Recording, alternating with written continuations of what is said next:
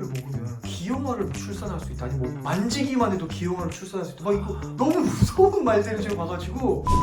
계열의 약의 경우에는 먹은 채로 이제 임신을 하는 거, 그건 이제 기형아 출산을 유발할 수 있는 거예요. 그러니까 사실 그게 엄청 위험한 거죠. 일단 복용 이꼴 이제 기형아 출산. 그 약들도 만지는 거 조심해야 되는 거예요. 치우다가 뭐 닿았어요. 피부를 통해서 좀 흡수가 될 수 있기 때문에 기형아가 확 나타난다던가. 그래서 제가 저희 환자분들 진료할 땐 그럼 어떻게 하냐? 원장님, 네. 저 오늘은 조금 걱정이 돼서 왔어요. 어떤 것 때문에요? 탈모약 이제 먹고 있거든요, 저도. 네. 근데 보니까 탈모약을 먹으면 기형아를 출산할 수 있다. 아니 뭐 만지기만 해도 기형아를 출산할 수 있다. 막 이거 너무 무서운 말들을 지금 봐가지고 걱정돼서 왔거든요. 그 괴담을 들으셨군요.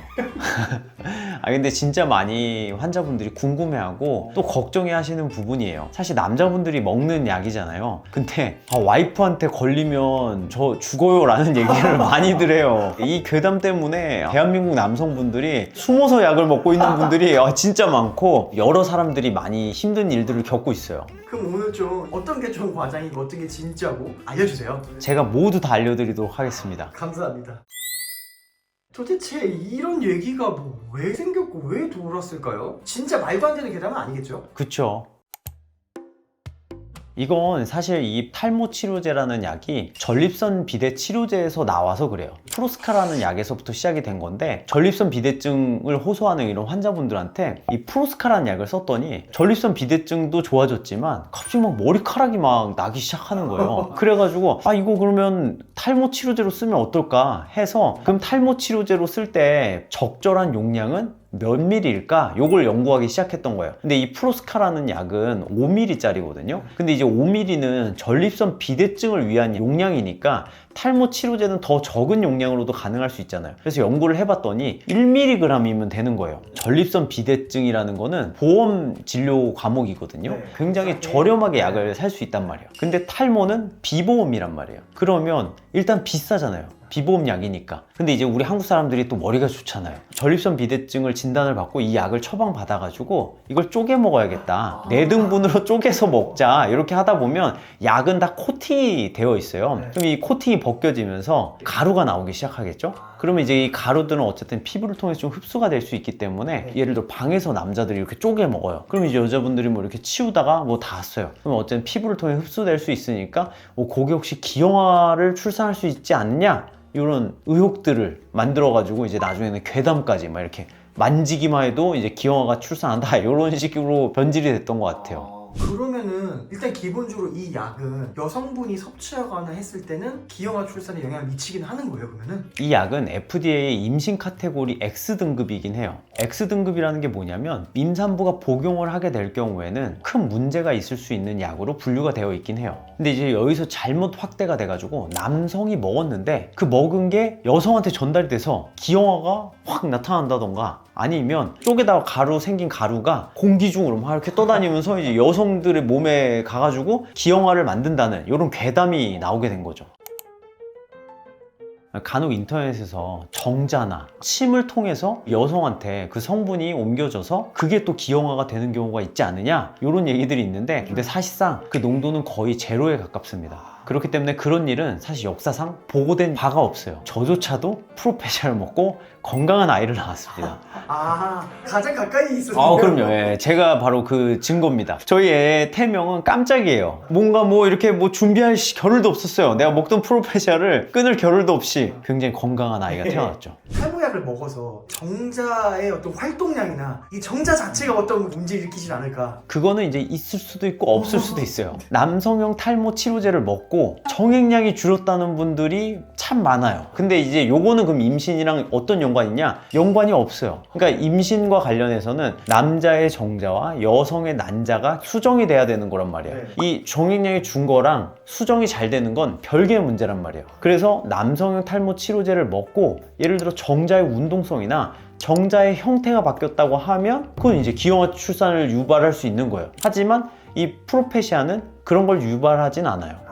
약만 준 거지. 그쵸. 형태나 움직임에는 영향이 없다는 거죠. 하지만 두타스테리드 계열의 약의 경우에는 정자 운동성을 좀 더 떨어뜨리고 정자와 관련된 이제 부작용이 피나스테리드보다는 훨씬 더 많기 때문에 만약 임신을 염두하고 있다면 피나스테리드 계열의 약을 드시는 게 가장 현명한 거죠. 그리고 실제로 두타스테리드 계열의 약의 설명서를 보면 40세 이후에 복용하라는 경우가 많이 있거든요. 그게 사실 이제 임신 계획이 끝나고 이렇게 먹을 나이가 이제 40세 이후니까 그 전에는 피나스테리드 계열의 약을 통해서 탈모 치료를 하시는 게 더 맞는 방법일 거예요. 그래서 피나스테리드 계열의 약을 먹고 정액량이 준 건 임신과 전혀 무관하다. 그렇게 인지하니까 좀 마음이 한결 편안해지네요. 아, 그럼요.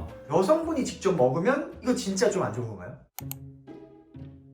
이건 진짜 아닌 거죠. 왜냐면 FDA 임신 카테고리 X잖아요. 여성이 피나스테리드나 두타스테리드를 먹었을 때 태아 기형을 유발할 수 있다고 하니까 당연히 먹으면 좋지 않죠. 보통 이게 우리 프로페시아나 뭐 아바다트 처방 받아서 지금 먹잖아요. 그 약들도 만지는 거 조심해야 되는 거예요? 그건 그렇지가 않아요. 그러니까 아까 말했다시피 조금 저렴하게 먹으려고 보험 처방된 약을 사가지고 4등분을 하다 보니까 코팅이 깨져서 가루가 나오는 건데, 일반적인 약들은 코팅이 다 돼 있어가지고 뭐 만지든 뭐 이게 나올 수가 없거든요. 쪼개서 먹지 않는 한은 여성분들이 만진다고 해서 뭐 그게 흡수되거나 그런 일은 없습니다. 근데 그렇다고 해서 만져봐 이렇게 할 필요는 없잖아요. 예. 어쨌든 뭐 이렇게 공기를 통해서 아니면 뭐 가루가 날리거나 이럴 일은 없다는 거죠. 탈모 치러 저희 병원 많이 오시거든요. 근데 그때 여자친구분이랑 같이 오시면 그 약이에요? 막 이러면서 대뜸 너무 싫어하신단 말이에요. 근데 그러면 제가 붙잡고 막 이게 왜 안전하고 뭐 이런 얘기들을 다 해드려야 되는데, 여자친구분들도 남자친구의 탈모 치료를 좀 응원해 주셔야 돼요. 네. 제대로 알고. 전혀 문제 없습니다. X등급이라고 하니까 괜히 막 불안해요. 이거 진짜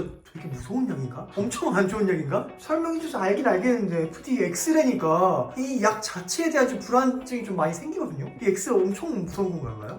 근데 이게 또 그렇지는 않은 게, 이 X등급에 속한 그 약이 뭐가 있는지를 알면 어느 정도인지 이게 좀 가늠하기가 좋잖아요. 혹시 여드름약 드셔보신 적 있으세요? 로아큐탄이라고 하잖아요. 그 피지 조절. 맞아요. 네. 그것도 X등급이에요. 근데 사실 그거는 진짜 직접적으로 약을 먹었을 때 이제 기형아가 발생할 수 있는 거죠. 근데 이제 여성들이 자주 먹는 약이잖아요.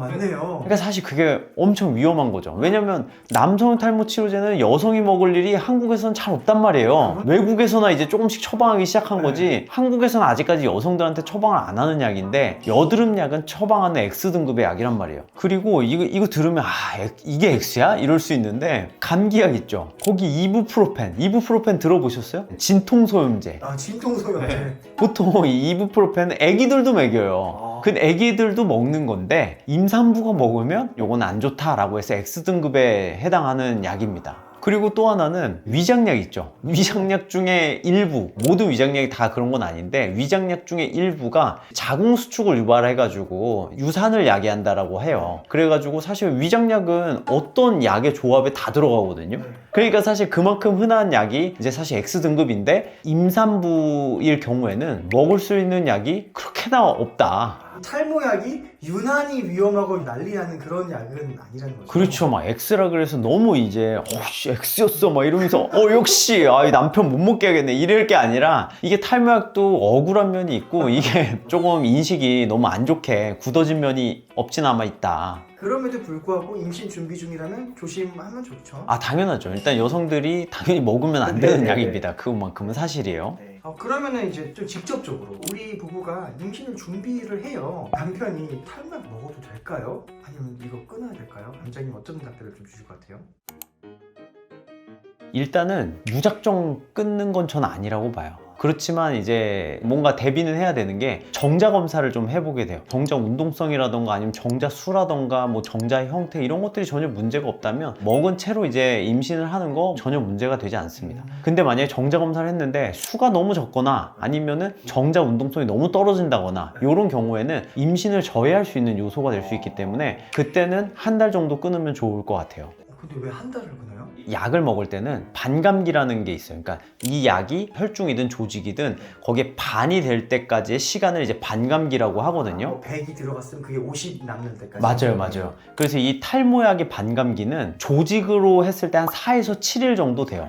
근데 얘가 몸에 아예 없어지는 그 기간을 보통 곱하기 5를 하면 돼요. 그래서 한 35일 정도니까 한 달 정도면 충분하지만 난 너무 불안하다. 그러면 한 2달이면 진짜 너무 넉넉한 거죠. 완전 안전하게 네. 내 몸에 그런 거 없다. 아예 없다라고 보면 돼요. 2달이면. 그 정도 끊고 나면 다시 정자 운동성이라던가 아니면 정자 수나 이런 것들이 회복돼서 임신에 큰 문제가 되는 경우가 없습니다. 먹고 임신을 진행을 해도 전혀 문제가 안 돼요. 심지어 저조차도 갑자기 먹다가 생겨가지고 뭐 끊을 겨를도, 원래 저도 한 달 정도 끊었다가 해야겠다 이렇게 생각은 하고 있었는데 이 일륜지 대사가 그렇게 계획대로 내 맘대로 딱 이때 딱 임신해야지 이렇게 되는 게 아니기 때문에 그러기는 굉장히 어렵습니다. 제가 이제 어쨌든 갑작스럽게 생기면서 저도 의사다 보니까 워낙 뭐 팩트를 잘 알고 기형아 출산율이 뭐 실제로 있었던 게 없었다라는 것도 알고 있었지만 막상 애가 갑자기 생기니까 내일이 되는 순간 이 확률이라는 게 무의미해지는 거예요. 그래서 저는 사실 이제 제가 의사다 보니까 이제 선배 산부인과 형한테 산정 관리를 같이 받으러 갔었는데 그때마다 형, 우리 애 문제 없는 거지? 이렇게 계속 좀 재차 물어보는 저를 발견하면서 나도 사람이구나. 데이터를 통해서 아무리 학습이 됐어도 내 애한테 일어나는 거면 데이터가 아무리 그럼 뭐해, 내 애한테 생기면 끝인데 그런 생각 때문에 조금 불안하고 매번 갈 때마다 항상 산정관리를 같이 갔었거든요. 그때마다 약간 좀 조마조마한 그런 마음이 있었어요. 그러니까 그래서 제가 저희 환자분들 진료할 땐 그럼 어떻게 하냐, 저는 끊고 하라고 하고 있습니다. 그래서 사실 제가 반감기 계산도 다 해봐가지고 한 달, 이게 진짜 넉넉 잡으면 2달이구나 이렇게 해서 2달 전에 그냥 끊고 맘 편히 하시고 그 다음에 돌아오시면 제가 다시 치료해서 복구해드리겠다 이렇게 얘기를 해드리고 있습니다. 최대한의 안전을 위해서 한 2달 끊기로 했어. 그러면 이제 또 탈모 신경 많이 쓰는 남자 같은 경우에는 한 2달 이제 쉰 것 때문에 호록 다 날아가면 어떡하지? 이거 어떻게 생각하세요? 근데 지금 좀 오해가 있는 게 2달은 아니에요. 왜냐면 와이프가 임신해야지 끝나는 거잖아요.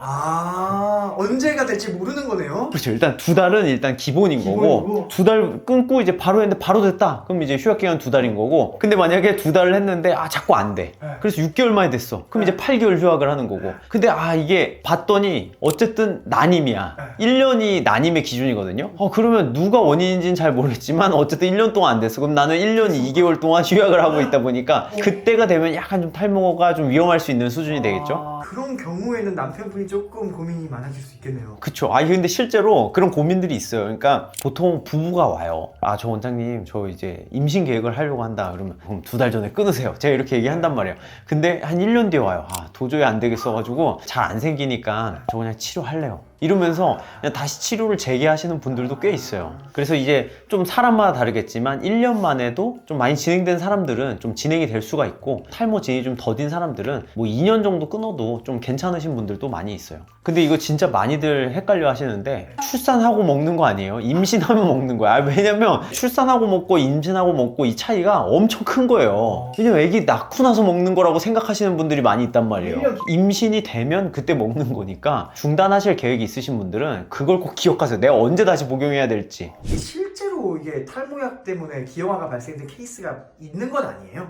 전혀 없습니다. 단 한 건도 없어요. 그러면 이 기형아기는 도대체 왜 나왔냐? 이게 동물 연구에서 있어요. 근데 어떻게 연구를 했냐면요, 암컷 원숭이에 아주 고농도의 남성 탈모약 성분에 그걸 고농도로 정맥 주사를 했습니다. 이 정맥 주사를 하는 게 어떤 의미냐면, 우리가 먹잖아요? 그럼 간을 통해서 혈류로 가요. 근데 얘는 혈류로 그냥 때려 박는 거예요. 간 안 통하고 바로. 그쵸. 그냥 바로 때려 박는 거예요. 그럼 얼마나 고농도겠어요. 임산부의 혈액에 그냥 막 엄청 그렇게 때려 박았는데 기형아가 안 생기면 그것도 이상한 거예요, 사실. 일단 탈모약 복용 이꼴 이제 기형아 출산, 이렇게 알고 계시는 분들이 너무나도 많아요. 절대 그런 건 아니고, 남성이 먹었을 때 기형아가 출산되는 거는 여지까지 현재 한 번도 보고된 바가 없고, 정자를 통해서 뭐 노출되는 정도는 거의 0에 가깝다라는 게 알려져 있기 때문에 그 부분은 걱정하지 않으셔도 돼요. 근데 그렇다고 해서 이게 또 완전 안전한 약이냐? 그건 아니고요. 여성들, 특히나 임산부가 먹을 수 없는 X 카테고리에 해당되는 약인 건 맞기 때문에 임신을 준비하거나 임신한 여성들이 먹거나 뭐 만지거나 그럴 필요는 전혀 없는 약인 거죠. 저도 의사이지만서도 사람이라서 탄정 검사를 받는 그 기간 동안 너무 조마조마하고 불안한 마음이 있었던 게 사실이에요. 그래서 사실 저희 환자분들한테는 그냥 끊고 하셔라 라는 얘기를 하는데, 이 약의 반감기를 고려했을 때 한 달 정도를 끊게 되면 아주 충분해요. 몸에서 거의 없다시피 할 정도긴 하거든요. 진짜 조금도 남기고 싶지 않다라고 하면 2달을 중단을 하고 이제 임신 준비를 하시면 그냥 내 몸에 있는 이 탈모약 성분은 아예 없다 이런 정도가 되기 때문에 이렇게 임신 준비를 하시는 걸 저는 추천드리고 있어요. 오늘 영상이 도움이 되셨다면 구독과 좋아요, 알림 설정을 부탁드리고요. 혹시 주변에 탈모약을 복용하는데 임신 관련해서 걱정하고 계신 분들이 있다면 이 영상을 공유해 주시면 감사하겠습니다. 그럼 저는 다음에 더 풍성한 이야기로 찾아뵙도록 하겠습니다. 네, 감사합니다. 풍성풍성.